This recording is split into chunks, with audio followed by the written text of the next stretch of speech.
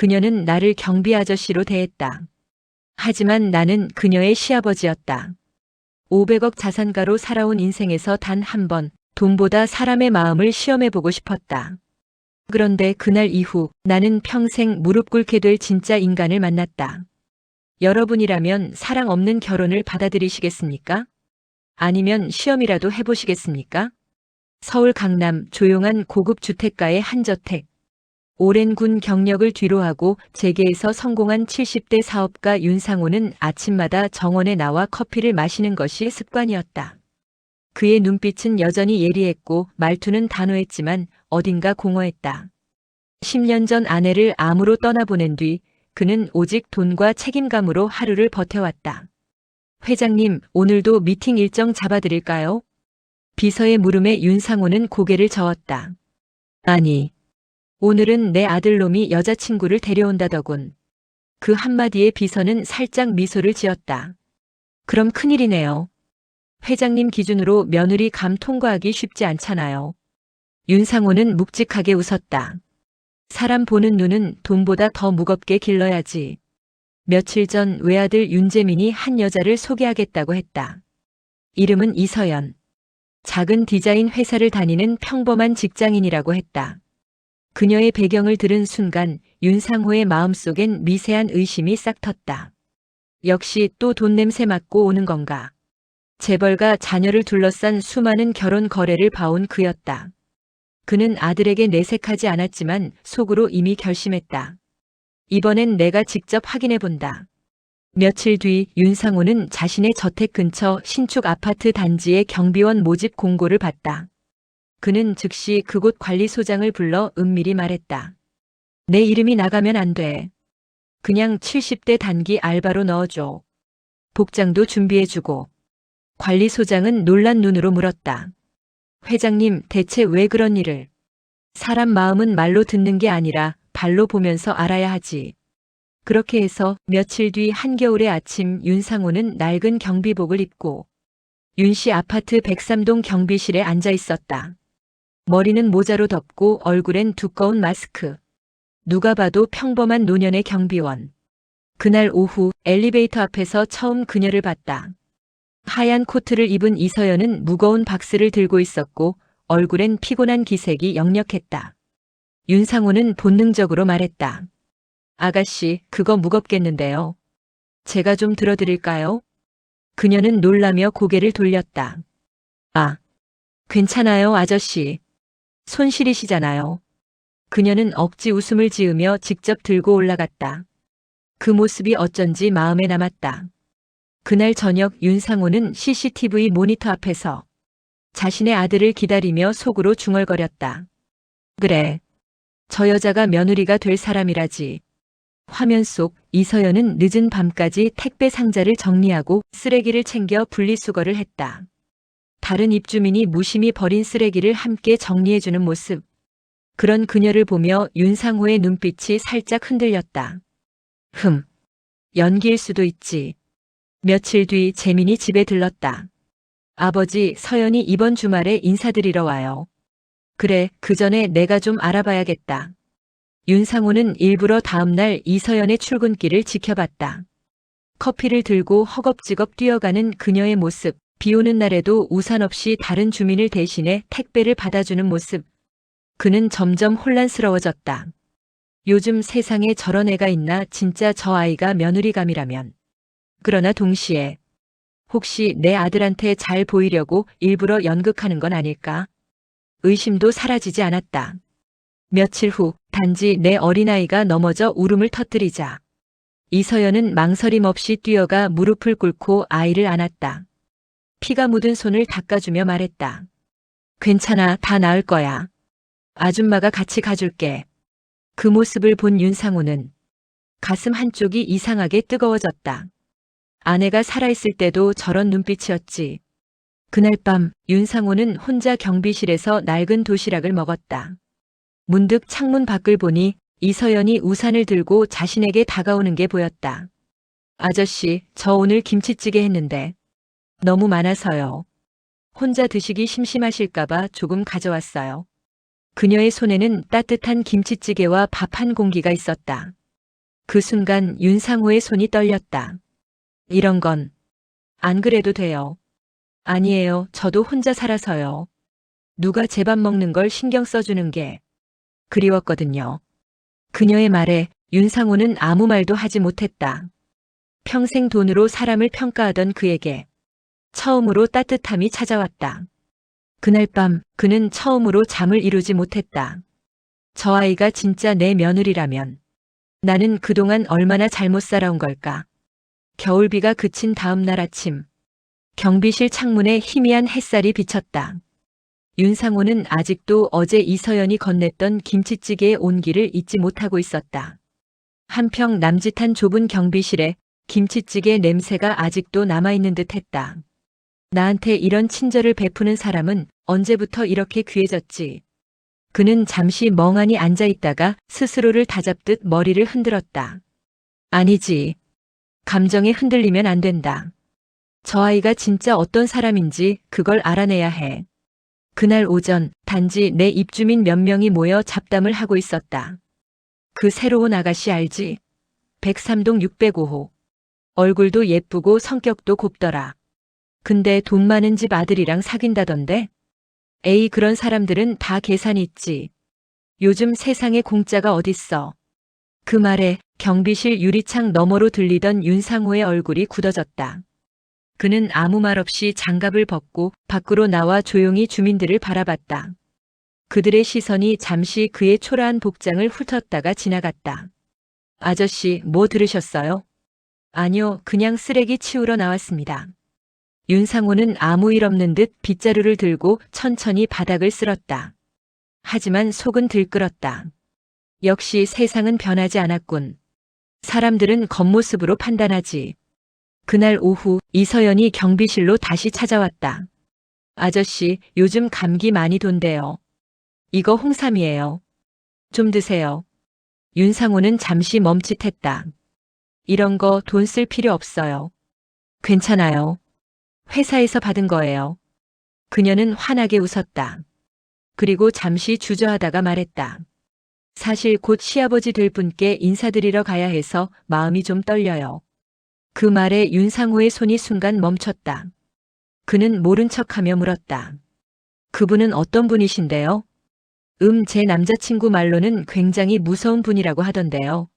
무서운 사람? 네. 성공한 분인데 사람 믿는 걸 어려워하신대요. 그래도 저는 진심이면 언젠가 통할 거라고 믿어요. 그녀의 그 한마디에 윤상호의 가슴이 서서히 저려왔다. 진심이면 통할 거라. 그는 말없이 창밖을 바라봤다. 그 창문에 비친 자신의 모습은 언제부터인가 초라한 노인이 아닌 죄책감을 품은 아버지로 변해 있었다. 며칠 뒤 윤상호는 관리소장에게 불려갔다. 회장님, 죄송하지만 단지 내 CCTV 영상을 좀 확인해야 합니다. 입주민 한 분이 분실 신고를 했어요. 그는 고개를 끄덕였다. 그래, 보여줘. 화면 속에는 이서연이 엘리베이터 앞에서 떨어진 목걸이를 줍는 장면이 있었다. 그녀는 잠시 망설이더니 그대로 관리사무소로 향했다. 저기요, 누가 떨어뜨린 것 같아요. 그리고 며칠 후 그 목걸이의 주인이 찾아와 감사 인사를 전했다. 그 경비 아저씨 덕분에 귀한 걸 찾았어요. 아니요, 그건 저희 입주민 한 분이 찾아다 주신 거예요. 605호 이서연 씨요. 그 대화를 들은 윤상호는 자신도 모르게 미소를 지었다. 이 아이는 연극을 하고 있는 게 아니다. 하지만 그 순간 뜻밖의 상황이 벌어졌다. 아저씨, 여기 잠깐 좀 봐주세요. 누군가 그를 불렀다. 돌아보니 그곳엔 윤재민이 서 있었다. 아버지. 그 순간 모든 게 멈췄다. 이서연이 들고 있던 커피잔이 손에서 떨어졌다. 아버지요? 윤상호는 아무 말 없이 모자를 벗었다. 그의 얼굴이 완전히 드러났다. 단지 내에서 경비 아저씨로만 알고 있던 노인, 그가 바로 재벌 윤상호 회장이었다. 아버지, 이게 무슨 짓이에요? 조용히 해라. 지금은 나한테 묻지 마라. 이서연은 충격의 말을 잇지 못했다. 저, 경비 아저씨가 아니셨다고요? 그래. 나는 내가 곧 결혼할 사람의 아버지다. 그녀의 얼굴이 하얗게 질렸다. 저를 시험하신 건가요? 윤상호는 아무 말도 하지 못했다. 저한테 따뜻하게 대해주셨던 것도 다 시험이었어요? 그녀의 눈에 눈물이 맺혔다. 윤상호는 그제야 고개를 떨궜다. 미안하다. 나는 그저 내 아들이 상처받지 않길 바랐을 뿐이다. 이서연은 한참 동안 아무 말도 하지 않았다. 그저 천천히 윤상호 앞에 다가가 떨리는 손으로 떨어진 커피잔을 주워들었다. 사람 마음은 그렇게 시험으로 알 수 있는 게 아니에요. 그녀는 담담히 말했다. 저는 아버님이 어떤 분이시든 그저 따뜻한 분이라 믿었어요. 그 말에 윤상호의 손이 떨렸다. 그는 차마 눈을 들 수 없었다. 그날 저녁 윤상호는 자신의 저택 거실에 홀로 앉아 있었다. 테이블 위에는 이서연이 건네줬던 홍삼팩 하나가 그대로 남아 있었다. 그는 그것을 바라보다 천천히 뜯었다. 쓴맛이 입안에 번지자 그는 자신이 얼마나 씁쓸한 인생을 살아왔는지를 깨달았다. 그래. 나한텐 사람보다 돈이 먼저였지. 그의 눈에서 한 방울의 눈물이 떨어졌다. 며칠째 눈이 내렸다. 도시의 빛은 차갑게 번졌고 그 눈 속에 서 있는 윤상호의 모습은 한없이 작아 보였다. 이서연은 그날 이후 회사에도 아들의 곁에도 나타나지 않았다. 그녀의 연락처는 바뀌었고 SNS도 사라졌다. 마치 세상에서 증발해버린 사람처럼. 아버지, 도대체 왜 그런 일을 하셨어요? 재민의 목소리는 울분에 차 있었다. 그 사람은 진심이었어요. 그걸 왜 믿지 않으셨어요? 윤상호는 담담히 대답했다. 아버지는 살아오면서 너무 많은 가짜를 봤다. 다들 내 돈 냄새에 모여들었지. 그래서 이번만큼은 확실히 알고 싶었다. 그래서 사람의 마음을 시험하신 거예요? 그게 인간이에요, 아버지. 그 말에 윤상호는 아무 대답도 하지 못했다. 아들의 목소리가 작게 떨렸다. 그녀는 아버지를 정말 좋아했어요. 경비 아저씨로 있을 때도 늘 존경한다고 했어요. 그 말에 윤상호는 고개를 떨구었다. 그래, 나는 또 한 사람의 마음을 짓밟은 거야. 그날 밤 윤상호는 처음으로 자신의 방문을 닫지 못하고 거실에 앉아 있었다. 탁자 위에는 낡은 노트북 한 대가 놓여 있었다. 거기엔 오래전 아내의 영상이 재생되고 있었다. 상호 씨, 사람은요, 믿어줘야 변하는 거예요. 의심하면 결국 혼자 남아요. 그 음성이 들려오는 순간 윤상호의 눈앞이 흐려졌다. 그래, 나 혼자 남았지. 며칠 뒤 윤상호는 비서에게 부탁했다. 이서연 씨의 주소 알아봐줘. 비서는 망설였다. 회장님, 그건 사적인 일이라. 부탁이 아니라 명령이야. 그날 오후 윤상호는 오래된 다세대 주택가 앞에 서 있었다. 좁은 골목길, 빨래가 널려 있고 벽에는 낡은 포스터들이 붙어 있었다. 그는 문 앞에서 잠시 숨을 고르고 벨을 눌렀다. 문이 열리자 초췌한 얼굴에 이서연이 나타났다. 그녀는 놀라 눈을 크게 떴다. 오셨네요. 윤상호는 천천히 고개를 숙였다. 이서연 씨, 미안합니다. 그녀는 잠시 침묵했다가 조용히 물었다. 그날 이후 제게 사과하러 오신 건가요? 아니면 또 저를 시험하러 오신 건가요? 그 한마디가 칼처럼 윤상호의 가슴을 찔렀다. 아니요. 이번엔 시험이 아닙니다. 이제야 사람의 마음이 얼마나 무거운 건지 알았어요. 그녀는 미소를 지으려 했지만 눈가가 붉게 젖었다. 그날 제가 제일 속상했던 건요. 아저씨가 아니라 경비 아저씨였던 당신을 믿었기 때문이에요. 그녀는 담담하게 말을 이었다. 저한테 따뜻했던 그 말들이 전부 거짓이었다는 게 그게 제일 아팠어요. 윤상호는 더 이상 눈을 마주치지 못했다. 그저 깊게 고개를 숙였다.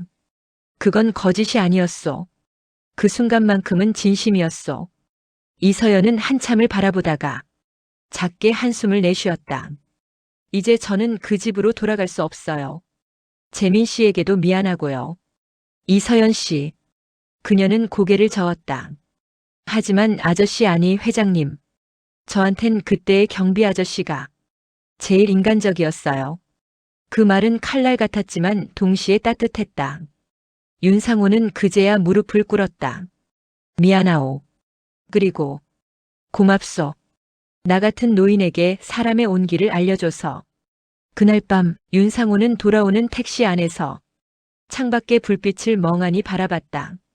비가 내리고 있었다. 그는 조용히 중얼거렸다. 사람의 마음은 돈으로는 살 수도 시험할 수도 없구나. 다음 날 아침 그는 회사 회의실 문을 열며 말했다. 오늘부터 우리 회사 복지사업, 청년 주거 지원부터 다시 검토해. 비서는 놀란 듯 물었다. 갑자기 왜 그러세요? 내가 누군가에게 진 빚이 있어서. 며칠 후 이서연의 회사 앞으로 익명으로 배달된 작은 봉투가 도착했다. 그 안에는 새 사무실 계약 보증금 명세서와 함께 짧은 쪽지가 들어있었다. 진심을 배운 대가로 돌려드립니다. 윤상호 올림. 그녀는 한참 동안 그 쪽지를 쥐고 있었다. 손끝이 떨리고 눈물이 떨어졌다. 며칠 후 윤재민이 아버지의 집으로 찾아왔다. 아버지, 서연 씨가 새 회사를 시작했대요. 그래, 잘 됐구나. 아버지 덕분인 것 같아요. 아니야. 그건 그 아이의 진심 덕분이지. 윤상호는 창밖을 바라보며 미소를 지었다. 그의 얼굴엔 오랜만에 사람다운 온기가 돌아와 있었다. 그러나 이야기는 아직 끝나지 않았다. 그의 마음속엔 아직도 그녀에게 직접 전하지 못한 말이 남아 있었다. 미안하다. 그리고 고맙다. 봄이 왔다. 길가에 벚꽃이 흩날리고 바람은 따뜻했지만 윤상호의 마음은 여전히 겨울이었다. 그날 이후 그는 사람을 판단하기보다 관찰하려 애썼다. 사람의 말보다 눈빛을 보려 했다. 그건 늦게 배운 인생의 공부였다. 그의 하루는 변해 있었다. 매주 복지센터에 들러 어르신들을 돕고 회사 복지팀에선 청년 창업 지원 프로그램을 직접 챙겼다. 비서는 처음엔 놀라워했다. 회장님, 요즘엔 직원들한테도 인사 먼저 하시네요. 그래야 그들이 나를 사람으로 보지 않겠나. 윤상호는 웃었지만 그 웃음엔 오래 묵은 그리움이 섞여 있었다. 그날 오후 그는 한 재단의 자선 행사 초대장을 받았다. 청년 창업 지원 컨퍼런스 협력 기업 대표 초청. 주최자 명단에는 낯익은 이름이 있었다. 이서연 대표. 손끝이 멈췄다. 그 이름이 활자처럼 또렷이 박혀 있었다. 대표라니. 결국 해냈구나. 그는 잠시 주저했다. 가야 할까 아니면 조용히 잊어야 할까? 하지만 마음속에서 또렷한 목소리가 들려왔다. 이번엔 도망치지 말자. 행사장 로비는 화사한 조명과 꽃들로 가득했다. 청년 사업가들이 자신의 아이디어를 발표하고 기자들이 카메라를 들고 분주히 움직였다. 윤상호는 정장을 단정히 차려입고 조용히 입장했다. 누구도 그를 알아보지 못했다. 그는 평범한 후원자로 초대된 것처럼 구석자리에 앉았다. 그때 단상 위로 한 여인이 등장했다. 단정한 네이비색 정장, 머리는 단정하게 묶었지만 눈빛은 단단했다. 그녀였다. 이서연. 안녕하세요. 저는 작은 디자인 회사를 운영하는 이서연입니다. 오늘 이렇게 제2의 기회를 주신 분들께 진심으로 감사드립니다. 그녀의 목소리는 차분했지만 단단했다. 윤상호는 숨을 삼켰다. 그녀가 발표를 이어갔다. 저는 과거 믿음을 잃었던 사람입니다. 하지만 누군가의 의심이 계기가 되어 이제는 사람을 믿는 법을 배우고 있습니다. 그 말에 윤상호의 가슴이 먹먹해졌다. 그녀는 그를 보지 못한 채 말했지만 그 한마디가 칼날처럼 그의 심장을 스쳤다. 행사가 끝난 뒤 윤상호는 조용히 자리를 뜨려 했다. 하지만 누군가의 손이 그의 팔을 잡았다. 회장님. 돌아보니 그녀였다. 이서연은 잠시 숨을 고르더니 오실 줄 몰랐어요.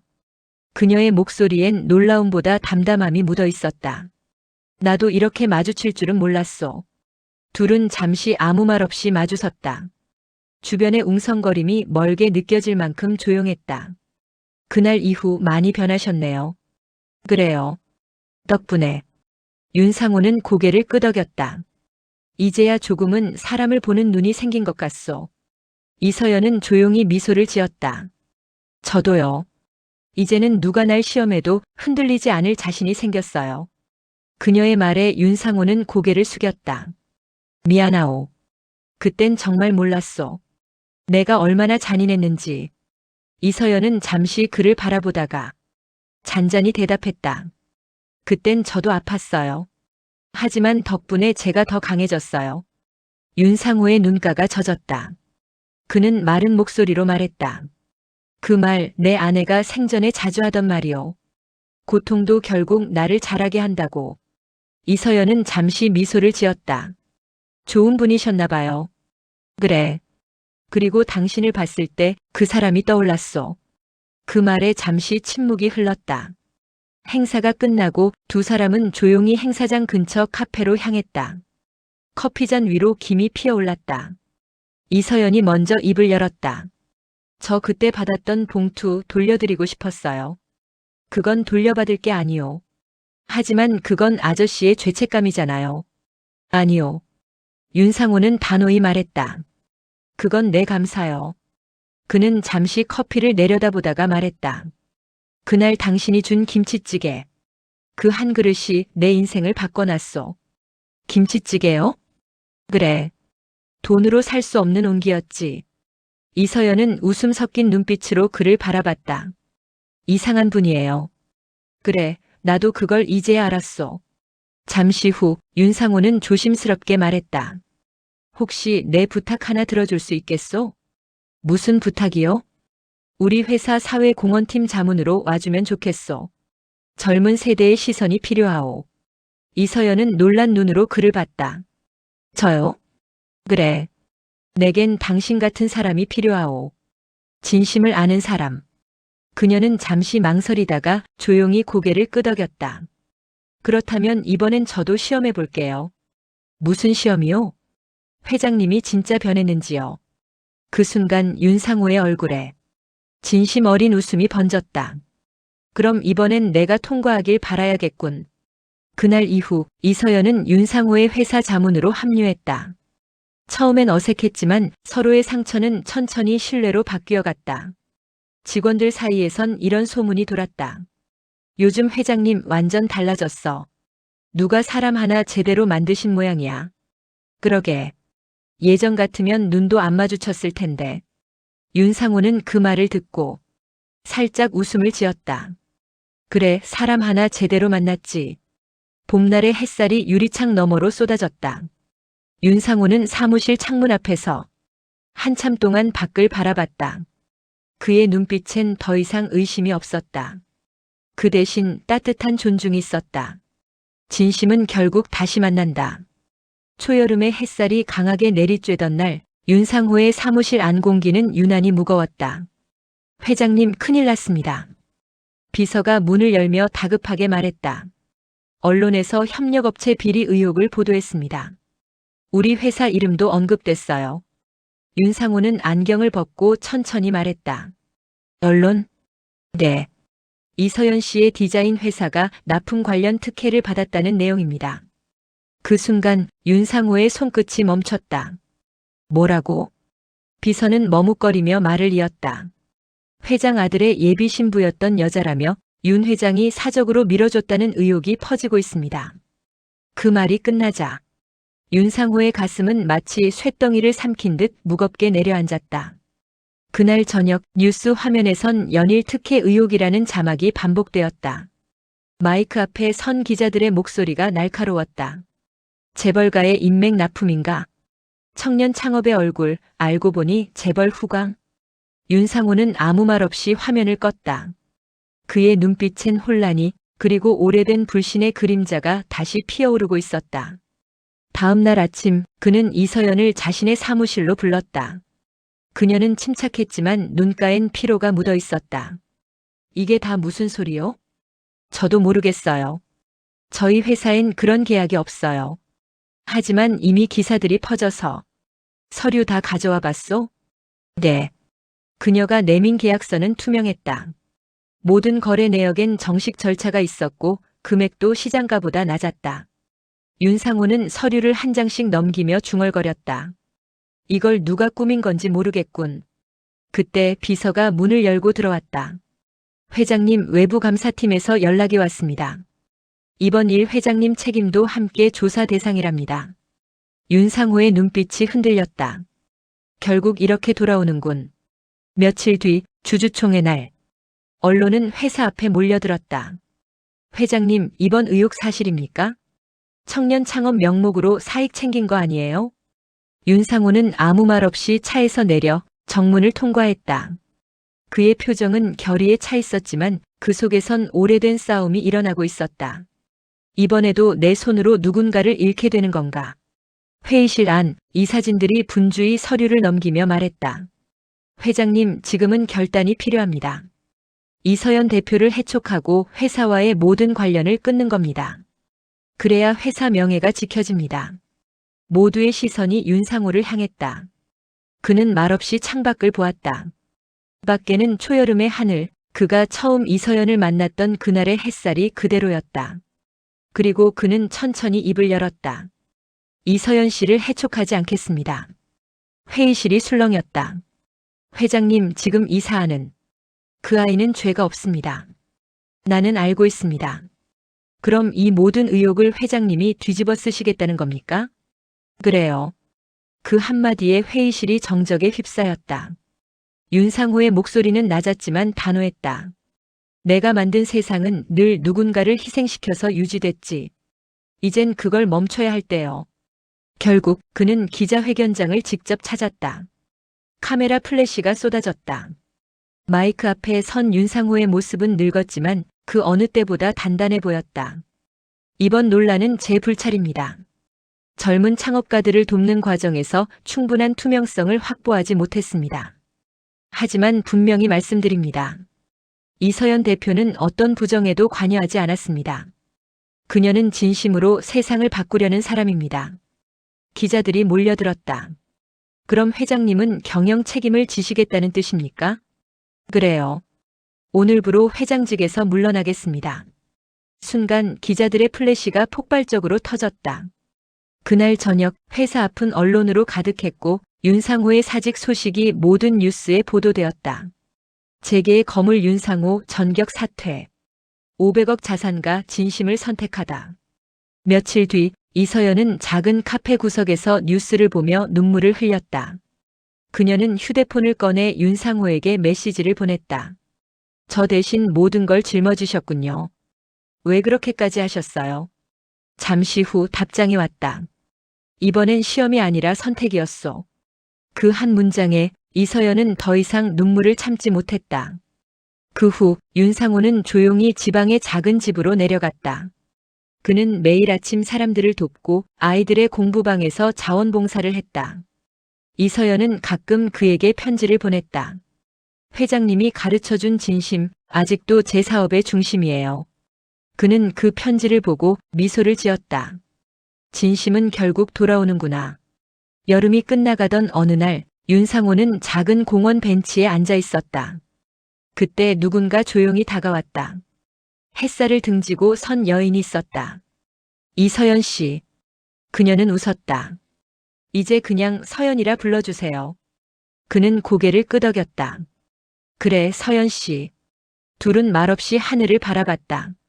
멀리서 아이들이 웃으며 뛰어다니고 그 소리에 맞춰 벚꽃잎이 흩날렸다. 이제야 알겠소. 뭘요? 돈이 많은 인생보다 따뜻한 인생이 더 부자라는 걸. 이서연은 조용히 고개를 끄덕였다. 그럼 회장님은 통과하신 거네요. 통과? 제가 낸 시험. 진심이 변하지 않았는지 보는 거요. 윤상호는 웃으며 대답했다. 이제 나도 누군가의 시험을 통과했구나.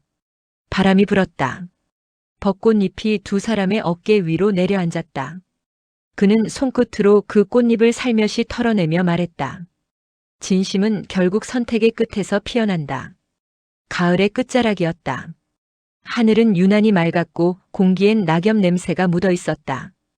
이서연은 새로 이전한 사무실 창가에 앉아 서류를 정리하고 있었다.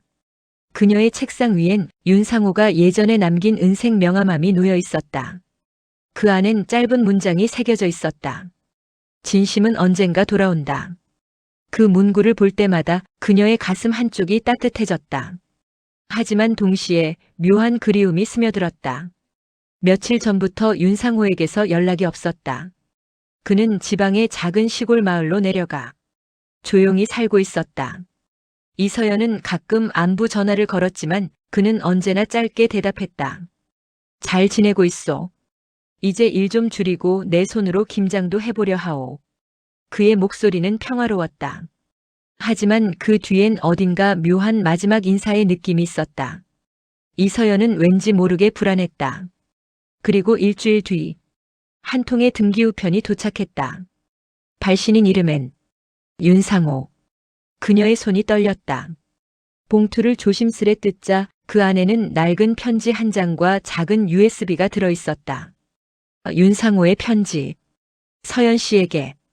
이 편지를 읽을 때쯤이면 나는 아마 당신 곁에 없을지도 모르오. 걱정하지 말게. 병원에서 큰 병이라 해서 겁먹을 나이도 지났으니. 다만 이 편지는 내 생의 마지막 고백이라 생각하고 남기어. 나는 평생을 사람을 의심하며 살았소. 내 아내가 세상을 떠난 날도 나는 그녀에게조차 진심을 확인하려 했지.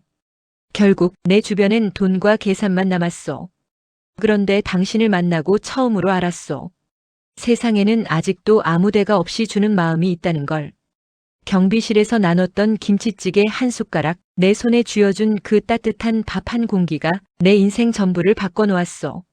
당신 덕분에 나는 인간으로 다시 태어났소. 그래서 이번 세상에서 빚진 마음은 다음 생에서라도 갚고 싶소. 이 USB엔 내 마지막 결정이 담겨 있소. 내 재산의 일부를 청년창업재단으로 기부했소. 이름은 서연재단이라 하려 하오. 당신이 세운 회사의 이름을 따서 당신이 그 마음을 이어가길 바라오. 인생 말년 나에게 진심을 알려준 단 한 사람에게 진심으로 감사하오. 윤상호 올림. 이서연은 편지를 읽는 내내 울음을 참지 못했다. 글씨는 삐뚤었고 잉크는 곳곳에 번져 있었다. 손끝에 닿는 종이의 감촉이 마치 그의 마지막 체온처럼 느껴졌다. 그녀는 USB를 컴퓨터에 꽂았다. 화면에 영상 하나가 재생됐다. 윤상호가 환하게 웃으며 말했다. 이 편지를 보고 있다면 내가 그리 먼 곳으로 간 건 아니오. 사람의 마음은 죽어도 남으니까. 그는 조용히 커피잔을 들어 올렸다. 이제 내가 그때 받은 김치찌개를 다른 누군가에게 돌려주려 하오. 그게 진심의 순환이라 하더군. 잠시 침묵이 흘렀고 그는 마지막으로 카메라를 향해 미소 지었다. 서연 씨, 고마웠소. 당신은 내 인생의 마지막 봄이었소. 화면이 꺼졌다. 그녀의 눈에서 눈물이 흘러내렸다. 끝내 울음이 터졌다. 며칠 후 서연재단 설립 소식이 전국에 보도되었다. 윤상호 전 회장 전 재산의 절반을 청년창업지원재단에 기부. 그의 마지막 결정은 진심이었다. 이서연은 기자회견장에 섰다. 흰 블라우스 차림의 그녀는 고개를 숙이며 말했다. 그분은 제게 진심의 의미를 알려주신 분이었습니다. 이 재단은 그 마음을 이어가기 위한 약속입니다. 행사가 끝난 뒤 그녀는 조용히 윤상호의 묘를 찾아갔다. 가을 바람이 산등성이를 스치며 지나갔다. 묘비 앞엔 작은 표식이 있었다. 사람을 믿고 떠난 윤상호. 그녀는 가만히 앉아 그의 이름을 손끝으로 쓰다듬었다. 그리고 조용히 속삭였다. 회장님, 이제 진짜 통과하셨어요. 바람이 살짝 불었다. 그 바람 사이로 벚꽃잎처럼 흰 낙엽 하나가 그녀의 무릎 위로 내려앉았다. 그녀는 미소 지었다. 이제 진심은 제 차례네요. 윤상호가 세상을 떠난 지 2달이 흘렀다. 겨울바람은 다시 매서워졌지만 그가 남긴 이름은 아직 세상 곳곳에서 따뜻하게 회자됐다. 신문과 뉴스에선 여전히 그를 대한민국의 마지막 신사, 진심의 회장이라 불렀다. 하지만 세상이 언제나 그렇듯 그 뒤편엔 새로운 싸움이 시작되고 있었다. 이게 말이 됩니까? 한 중년 남성이 서류를 던졌다. 윤상호의 조카 윤태훈이었다. 그는 회사 지분 일부를 두고 법적 소송을 준비하고 있었다. 이서연 씨, 삼촌께서 유산의 절반을 서연재단에 기부하셨다는 건 인정합니다. 하지만 남은 절반은 가문의 몫입니다. 그걸 당신이 관리하고 있다면서요? 이서연은 담담히 고개를 들었다. 관리하는 게 아니라 그분의 유언을 지키고 있을 뿐이에요. 유언이라 누가 증인입니까? 당신 혼자뿐이잖아요. 그의 말에 주변의 공기가 싸늘해졌다. 그녀는 짧게 숨을 고르고 말했다. USB 영상이 증거예요. 그분의 마지막 육성이 들어있습니다. 그런 건 얼마든지 조작 가능하지 않습니까? 그 순간 이서연의 손이 살짝 떨렸다. 그러나 곧 차분하게 말했다. 그분의 진심은 조작으로 만들 수 없어요. 며칠 뒤 언론은 또다시 유산 분쟁이라는 자극적인 제목으로 보도를 내보냈다.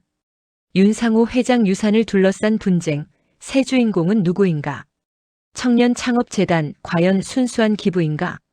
사무실 안에서 뉴스를 보던 직원들이 웅성거렸다. 대표님 너무 심하네요. 그분 뜻을 이렇게 이용하다니. 이서연은 잠시 눈을 감았다. 괜찮아요. 진심은 언젠가 스스로 증명되니까. 하지만 그날 밤 그녀는 혼자 사무실에 남아 조용히 눈물을 닦았다. 책상 위에 놓인 윤상호의 사진이 그녀를 묵묵히 바라보고 있었다. 회장님, 저 잘하고 있는 거 맞죠? 며칠 후 법원에서 유언 검증 심리가 열렸다. 기자들과 변호사들 그리고 재단 관계자들로 붐볐다. 판사가 차분히 물었다. 유언의 진위 여부를 입증할 추가 증거가 있습니까? 이서연은 조용히 자리에서 일어나 USB를 제출했다. 그리고 영상이 재생되었다. 화면 속 윤상호는 평온하게 미소 짓고 있었다. 이 재산은 내 것이 아니오. 평생 돈에 묶여 살았던 내가 마지막으로 자유로워지고 싶어 남기는 유산이오. 이서연 대표는 내가 그 자유를 배우게 한 사람이다. 영상이 끝나자 법정 안은 고요해졌다. 모두의 시선이 그녀에게로 향했다. 판사는 고개를 끄덕였다. 유언의 진정성이 확인되었습니다. 기분은 유효합니다. 그 순간 이서연의 눈에서 눈물이 떨어졌다. 그녀는 속으로 중얼거렸다. 회장님 이겼어요. 아니 진심이 이겼어요. 하지만 싸움은 거기서 끝나지 않았다. 윤태호는 언론을 이용해 여론전을 시작했다. 이서연 거짓된 며느리의 복수극. 윤 회장 젊은 여자에게 이용당했다. 비난은 폭풍처럼 쏟아졌다. 그녀의 회사는 협력사 계약을 잃었고 후원자들은 떠나갔다. 직원 중 한 명이 말했다. 대표님 이렇게까지 욕먹으면서 재단을 계속 운영하실 건가요? 네. 그녀는 단호하게 대답했다. 그분이 제게 가르쳐 주신 게 있어요. 진심은 끝까지 지켜야 의미가 된다고. 그리고 그날 밤 재단의 현관 앞에 익숙한 그림자가 서 있었다. 윤재민이었다. 윤상호의 아들. 그는 오랜만에 이서연을 마주했다. 오랜만이네요. 네, 오랜만이에요. 그는 잠시 그녀를 바라보다가 손에 든 봉투를 내밀었다. 아버지의 개인 계좌에서 남은 금액이 있었어요. 당신에게 전하래요. 진심을 믿어준 유일한 사람에게 써달라고요. 이서연의 눈이 흔들렸다. 재민 씨 고마워요. 하지만 그건 제 몫이 아니에요. 그건 당신이 결정할 일 아닐까요? 그는 미소 지었다. 아버지는 당신을 믿었어요. 그 믿음이 나까지 바꿔놨어요. 그 말에 이서연은 더 이상 말을 잇지 못했다. 그녀의 눈에 눈물이 고였다. 며칠 뒤 서연재단은 공식적으로 윤상호 청년재단으로 이름을 바꿨다. 그녀는 기념비 제막식에서 짧게 인사했다. 그분의 이름을 지우고 싶지 않았어요. 이 재단은 그분의 진심이자 제가 살아야 할 이유입니다. 그녀의 목소리는 담담했지만 눈빛엔 단단한 신념이 깃들어 있었다. 행사가 끝나고 그녀는 조용히 재단 건물 옥상으로 올라갔다. 하늘은 붉게 물들고 바람은 부드럽게 불었다. 그녀는 윤상호의 사진을 꺼내 들었다. 회장님, 저 이제 두렵지 않아요. 사람들이 뭐라 해도 그분 뜻을 끝까지 지킬 거예요. 그 순간 바람이 불어 사진이 살짝 흔들렸다. 마치 그가 미소 지으며 답하는 것처럼. 그래, 그게 진심이야. 그날 밤 재단 홈페이지 첫 화면에는 새로운 문구가 떠올랐다. 돈은 사라져도 진심은 남는다. 윤상호 그리고 그를 믿은 이서연. 그 문장은 수많은 사람의 마음에 오래도록 남게 되었다. 겨울이 끝나갈 무렵 윤상호 청년재단의 작은 건물 안엔 하루에도 수십 통의 편지가 도착했다. 저도 창업을 준비하는 청년입니다. 윤 회장님의 영상이 제 삶을 바꿨습니다. 이서연 대표님, 그분의 뜻을 지켜주셔서 감사합니다. 봉투마다 손때 묻은 글씨와 낡은 우표가 붙어 있었다. 그 하나하나가 사람의 체온을 담고 있었다.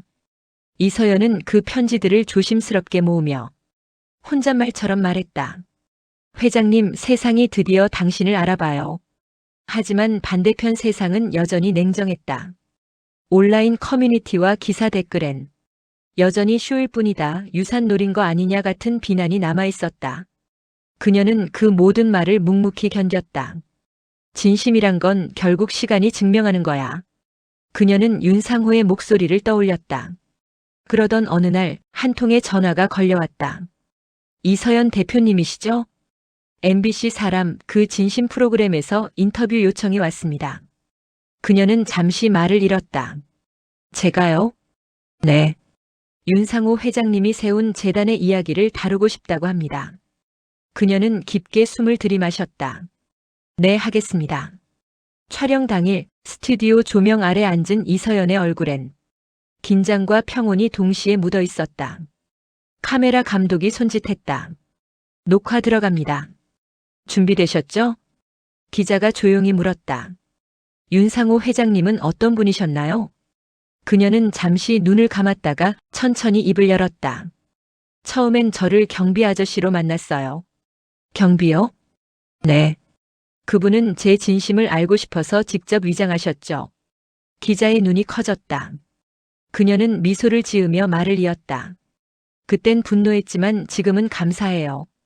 그분 덕분에 진심이란 건 시험이 아니라 깨달음이라는 걸 알게 됐거든요. 그녀의 인터뷰는 방송 다음 날 전국으로 퍼졌다. 수많은 사람들이 댓글을 남겼다. 진짜 영화 같은 이야기네요. 그 회장님 대단하다. 저런 분이 있었구나. 이서연 대표님, 당신이 그분 뜻을 지켜줘서 고마워요. 며칠 만에 재단 홈페이지 접속자가 폭주했다. 기부 문의도 쇄도했다. 이서연은 그 숫자를 보고도 미소 짓지 않았다.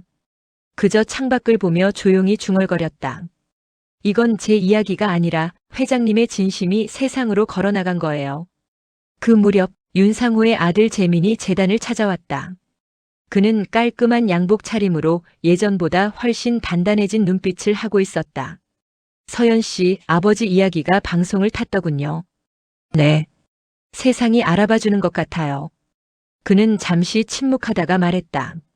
사실 전 처음엔 아버지를 원망했어요. 늘 냉정하고 계산적인 분이라 생각했거든요. 그런데 이제야 알겠어요. 그분이 남긴 건 돈이 아니라 마음이었다는 걸. 이서연은 조용히 고개를 끄덕였다. 저도 그래요. 회장님이 제게 남긴 건 사랑이 아니라 사람에 대한 믿음이었어요. 재미는 미소 지었다. 그럼 이제부터 그 믿음을 같이 이어가죠. 그날 이후 그들은 함께 재단 운영을 시작했다. 윤상호의 이름 아래 수많은 청년들이 자신의 꿈을 펼칠 수 있도록 돕는 일을 했다. 밤늦게까지 사무실 불이 꺼지지 않는 날이 많았다. 책상 위엔 윤상호의 사진이 놓여 있었다. 그는 여전히 그들을 지켜보는 듯한 미소를 짓고 있었다. 그리고 몇 달 뒤 진심상이라는 새로운 사회공헌 시상식이 열렸다. 사회자 목소리가 울려 퍼졌다. 올해의 진심상 윤상호 청년재단의 이서연 대표님. 수많은 박수 소리 속에서 이서연은 단상 위로 천천히 올랐다. 마이크 앞에서 그녀는 한참 동안 아무 말도 하지 않았다. 그리고 조용히 입을 열었다. 이 상은 제 것이 아닙니다. 진심을 믿어준 한 사람, 윤상호 회장님께 바칩니다. 그 순간 장내 조명이 한층 더 밝아졌다. 그녀의 눈엔 눈물이 고여 있었지만 그 미소는 단단했다. 시상식이 끝난 뒤 그녀는 홀로 밖으로 나왔다. 밤하늘엔 별이 가득했고 바람은 따뜻했다. 그녀는 하늘을 바라보며 조용히 말했다. 회장님, 세상이 이제 당신을 알아봤어요. 그 순간 하늘 한켠에서 별 하나가 유난히 밝게 빛났다. 그 빛은 천천히 흐르며 그녀의 얼굴을 비췄다. 그녀는 미소 지었다. 이제 진심은 당신의 이름으로 살아가요. 그날 밤 재단 블로그엔 한 문장이 새로 올라왔다. 누군가를 믿는 일, 그것이 진심의 시작이다.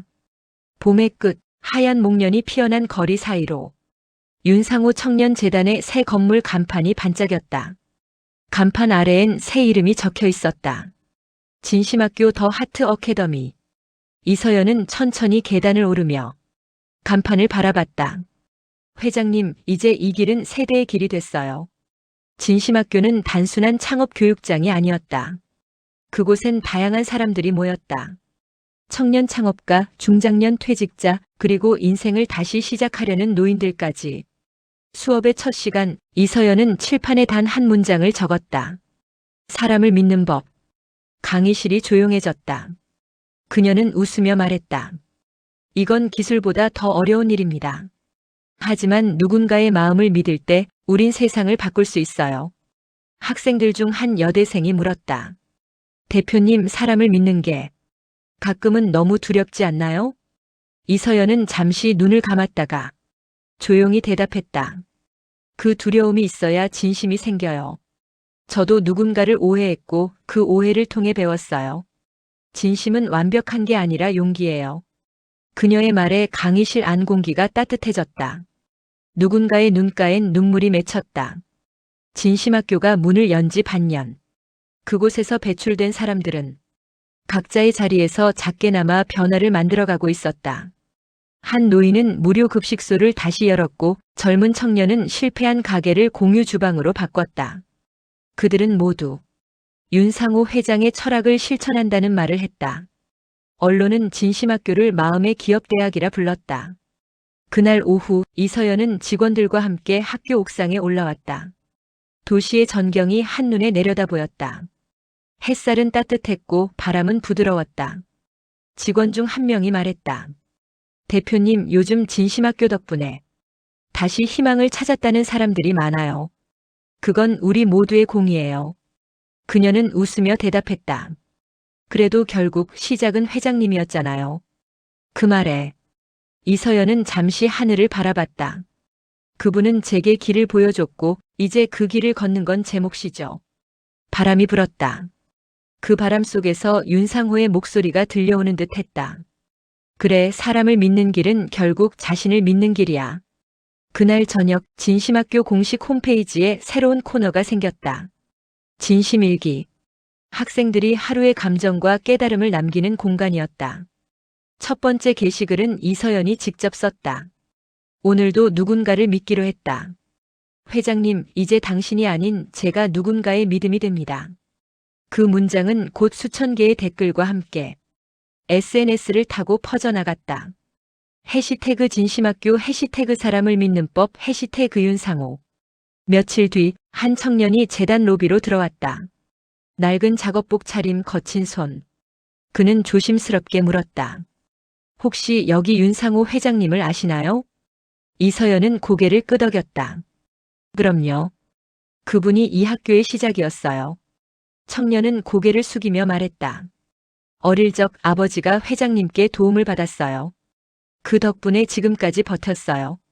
저도 이제 그분처럼 살고 싶어요. 그 말에 이서연의 눈가가 젖었다. 그래요. 그분도 그 말을 가장 듣고 싶어 하셨을 거예요. 밤이 깊어갈 무렵 이서연은 진심학교 복도를 걸었다. 학생들이 붙여놓은 수많은 메모들이 벽을 가득 채우고 있었다. 나도 누군가의 믿음이 되고 싶다. 진심은 두려워도 멈추지 않는다. 경비 아저씨, 감사합니다. 그 마지막 문장을 본 순간 이서연은 발걸음을 멈췄다. 눈물이 고였다. 그녀는 조용히 그 문구 위에 손을 얹었다. 회장님, 당신의 이야기는 이제 세상이 기억하고 있어요. 창문 밖으로 봄비가 내렸다. 그 빗소리 사이로 윤상호의 마지막 음성이 다시 들려오는 듯 했다. 진심은 언젠가 돌아온다. 그녀는 미소 지었다. 그리고 이제 그 진심은 제 안에서 자랍니다. 여름이 다시 돌아왔다. 진심학교의 창문 사이로 따뜻한 햇살이 쏟아졌고 아이들의 웃음소리가 교정 안을 가득 메웠다. 이서연은 강의실 문을 열며 조용히 미소 지었다. 오늘은 특별한 수업이에요. 학생들이 고개를 들었다. 오늘은 윤상호 회장님에 대한 이야기를 해보려 합니다. 벽면에 설치된 스크린에 윤상호의 생전 영상이 재생됐다. 그의 목소리가 여전히 또렷하게 울렸다. 사람을 믿는 건 어쩌면 세상에서 가장 큰 용기일지도 몰라요. 나는 그 용기를 한 젊은이에게 배웠습니다. 아이들의 눈이 반짝였다. 누군가가 속삭였다. 회장님은 진짜 멋진 분이네요. 이서연은 고개를 끄덕였다.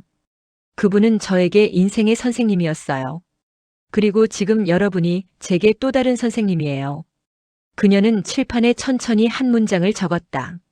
진심은 누군가의 마음에서 또 다른 마음으로 옮겨간다. 수업이 끝나고 이서연은 운동장에 나와 앉았다. 바람이 불고 하늘은 유난히 푸르렀다. 그녀의 옆엔 진심학교의 첫 졸업생들이 서 있었다. 그들 중 한 명이 말했다. 대표님, 우리 모두 각자 자리로 돌아가도 이 마음 잊지 않을게요. 그게 회장님이 바랐던 거예요. 진심이 이어지는 세상. 그녀의 목소리는 나직했지만 단단했다. 며칠 뒤 진심학교는 정부로부터 국가사회공헌교육기관으로 공식 지정되었다. 기자들이 몰려와 물었다. 이서연 대표님, 오늘 소감 한 말씀 부탁드립니다. 그녀는 마이크 앞에 서서 잠시 생각에 잠겼다. 그리고 조용히 말했다. 저는 오늘도 한 사람의 경비 아저씨를 떠올립니다. 그분이 제게 진심의 의미를 가르쳐 주셨죠. 그분은 거대한 회장이었지만 저에겐 그저 따뜻한 사람으로 남았어요. 그녀는 잠시 말을 멈추고 하늘을 바라봤다. 진심은 거창한 게 아니에요. 하루를 버틸 용기, 누군가를 믿는 작은 손길, 그게 세상을 바꿉니다.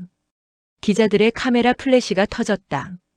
그 순간 윤상호의 미소가 하늘 어딘가에서 그녀를 바라보는 듯 했다. 그날 밤 이서연은 진심학교 교정의 벤치에 혼자 앉아 있었다. 손에는 오래된 사진 한 장이 있었다. 윤상호와 함께 찍은 유일한 사진. 그는 경비복을 입은 모습으로 옆에는 젊은 그녀가 김치찌개를 건네며 웃고 있었다. 그녀는 사진을 가만히 쓰다듬으며 속삭였다. 회장님, 이제 제 진심은 사람들에게 닿았어요.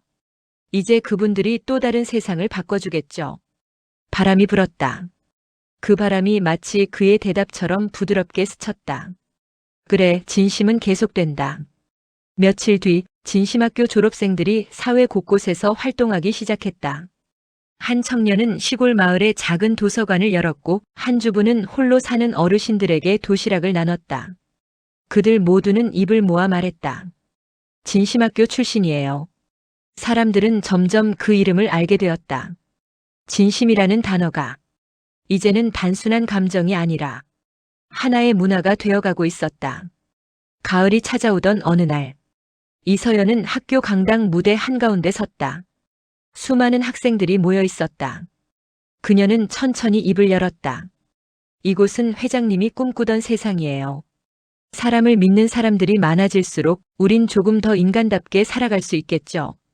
그녀는 마지막으로 한마디를 덧붙였다. 여러분, 진심을 두려워하지 마세요. 진심은 상처받지 않아요. 다만 조금 돌아올 뿐이에요. 학생들이 박수를 쳤다. 그 박수 소리는 천천히 울려 퍼져 마치 하늘까지 닿는 듯 했다. 밤, 이서연은 건물 옥상에 올라 별을 바라봤다. 그녀의 머리 위로 별 하나가 유난히 밝게 빛났다. 그 빛은 마치 윤상호의 미소처럼 따뜻했다. 그녀는 조용히 미소 지었다. 회장님, 당신의 진심은 이제 세상을 바꾸고 있어요.